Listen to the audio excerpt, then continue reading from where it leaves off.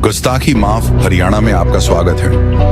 हरियाणा में 50 साल से खोजी पत्रकारिता कर रहे पवन कुमार बंसल।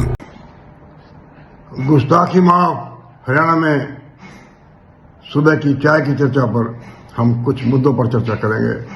ओम प्रकाश चौटाला हरियाणा के सीएम हुए, उनको कहते बड़े अक्खड़ हैं, अफसरों से बदतमीजी करते हैं। लेकिन अगर चौटाला साहब को सच्चाई बता दी जाती तो ऐसे नहीं थे। वो यहाँ तक कि इतना बड़प्पन था, खेद भी प्रकट कर देते थे। मान लो किसी अफसर से बदतमीजी हो गई, उनके किसी वर्कर ने कर दी, उनके नोटिस में आया, सच्चाई पता लगी तो अपने एमएलए को डांट दिया और अफसर से अपना खेद भी प्रकट किया। इतना बड़प्पन था चौटाला साहब में। एक हम चर्चा करेंगे, गुड़गांव कूड़ाग्राम बन गया है। सीएम के chief principal secretary Rajesh Khullar साहब एक हफ्ता रहे, दौरे किए, लेकिन हालात वही रहे। अब एक नया तजर्बा कर रहे हैं, नया एक्सपेरिमेंट कर रहे हैं। एचसीएस और आईएएस अफसर लगा दिए हैं निगमों में, सैनिटरी इंस्पेक्टर।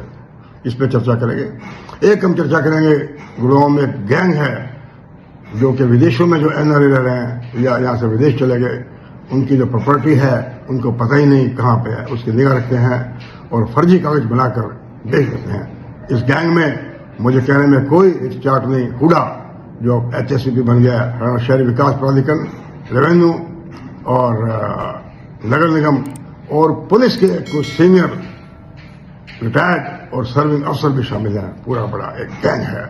शत्रुजीत कपूर को इसकी गहराई से जांच करनी चाहिए, आईसीआईडी जांच करनी चाहिए, इस गैंग में कौन कौन लोग शामिल हैं। पहले हम चर्चा करें कि सफाई व्यवस्था गुड़गांव में इसका बहुत बुरा हाल हो गया है। विदेशी नागरिकों ने भी कहा कूड़ाग्राम बन गया है, यहाँ तक कि फ्रांस के नागरिकों ने गुड़गांव में सफाई की।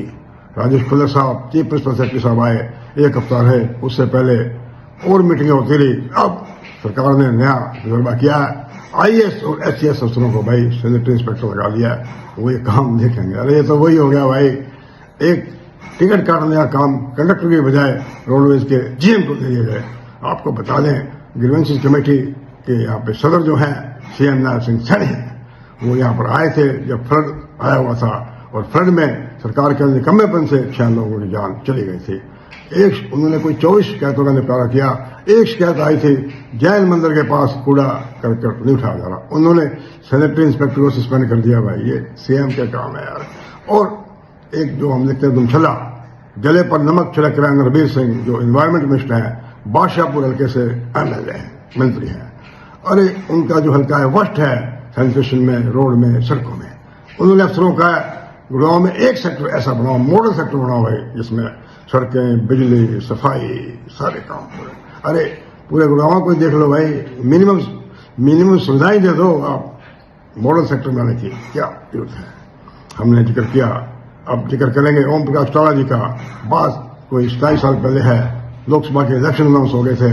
रोहतक में अरुण कुमार डीसी थे, वो रिटर्निंग अफसर भी थे, अरुण कुमार डीसी थे, जो आजकल real estate regulatory authority Gurgaon के चेयरमैन हैं।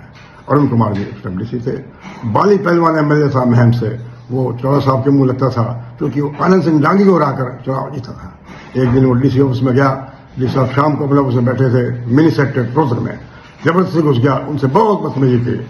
एमएलए बाली ने डीसी साहब से बहुत बदतमीजी की।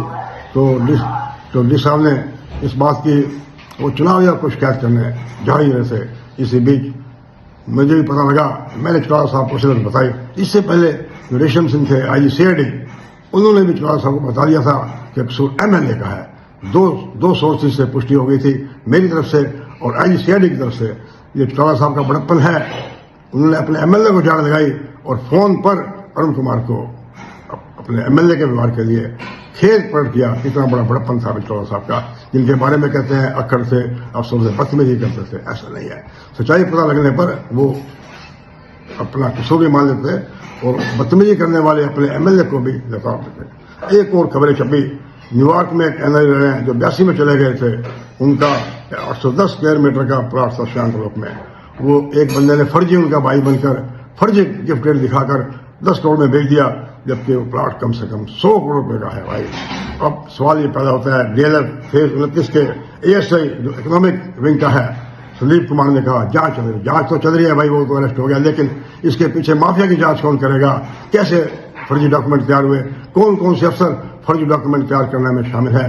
शत्रुजीत कपूर से आग्रह है इसके लिए स्पेशल SIT बनाई जाए जो कि ऐसे गैंग जो सक्रिय हैं उनकी भूमिका की जांच करें, वरना इस तरह के अपराध होते रहेंगे। जो विदेशों में नागरिक बैठे हैं इंडिया के, उनकी संपत्ति लुटती रहेगी। नमस्कार।